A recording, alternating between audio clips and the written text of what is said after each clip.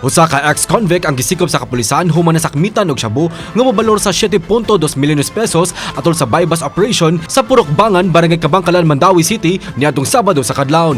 Pinaagi sa operasyon nga gihimo sa Drug Enforcement Unit sa Mandawi City o Police Office Station 4, nadakpan si Roy Phil Ahig, 52 anyos, taga Cebu City. Nakuha gikan sa dinakpan ang 16 ka medium plastic sachets og 7 ka dagong pakete sa shabu nga motimbang sa 1,065 grams ug mobalor sa 7,242,000 pesos. Giangko ni Ahig nga igo ra siyang gipa-deliver sa maong shabu paingon sa Mandawi City. Ang maong dinakpan na priso na kaniadto gumikan usab sa kasong illegal nga drogas.